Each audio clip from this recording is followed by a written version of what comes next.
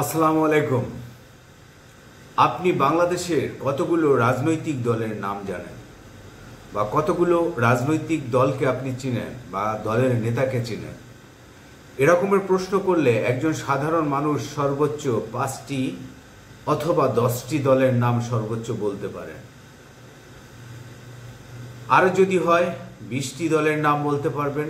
আরও যদি কারো একটু স্মৃতিশক্তি খুব প্রখর হয় তাহলে হয়তো তিনি 30টিও বলতে পারেন।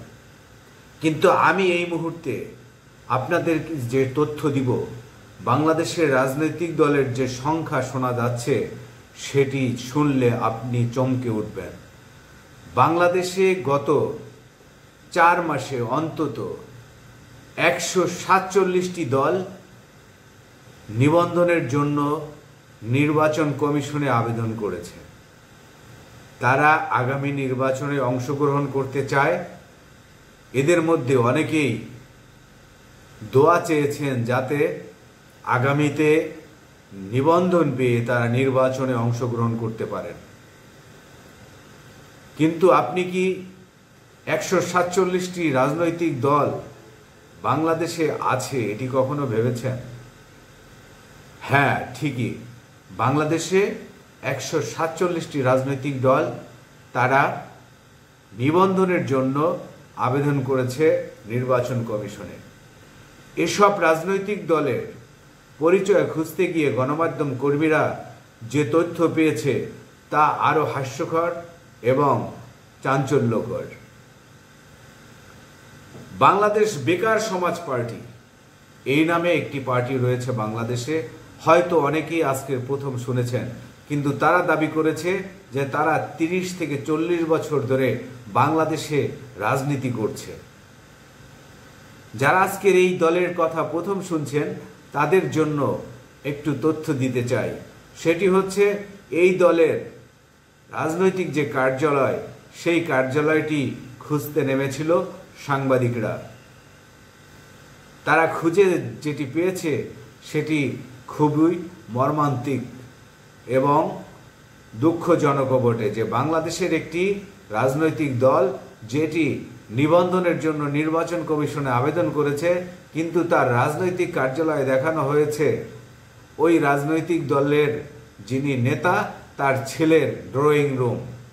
সেই ড্রয়িং রুমে টানানো হয়েছে একটি, দেখলাম যে ডিজিটাল প্রিন্টের একটি ব্যানার, এবং সেটি নাকি এই রাজনৈতিক দলের কার্যালয়।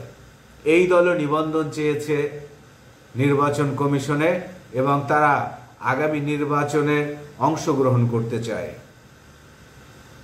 এছাড়াও আরও অনেকগুলো রাজনৈতিক দল যেগুলোর নাম অনেকেই হয়তো প্রথম শুনেছেন বা শুনবেন। এদের অনেকের অফিস নিজের কার্যালয় নেই, এবং যে কার্যালয়গুলো দেখানো হয়েছে নিবন্ধনের ফর্মের জন্য যে আবেদনটি করেছে সেই ফর্মে, তাতে দেখা গেছে কোথাও আবাসনের অফিস রাজনৈতিক দলের কেন্দ্রীয় কার্যালয়, আবার কোথাও বাসাবাড়ি, আবার কোথাও অফিস, এমনকি কোনোটির তো অফিস খুঁজেই পাওয়া যায়নি। এই আগামী নির্বাচনকে সামনে রেখে যখন রাজনৈতিক দলগুলোর কাছ থেকে নিবন্ধনের আবেদন নির্বাচন কমিশন আবেদনের আহ্বান করেছিল, ঠিক তখনই এই ধরনের কর্মকাণ্ডগুলো ঘটছে আমরা দেখতে পাচ্ছি।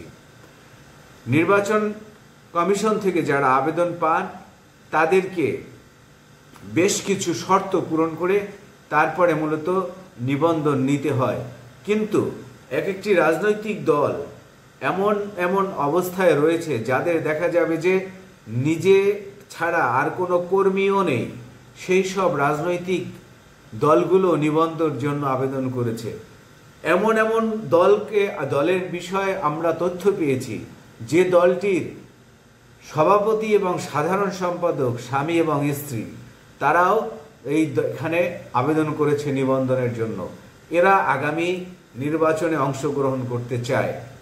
প্রশ্ন উঠেছে, আমরা অতীতে যে কিংস পার্টির কথা শুনেছি এবং যে ডামি নির্বাচনের কথা হয়, যে অভিযোগগুলো আসে, সেই ধরনের কর্মকাণ্ড কি আবারও আগামী নির্বাচনে ঘটতে যাচ্ছে?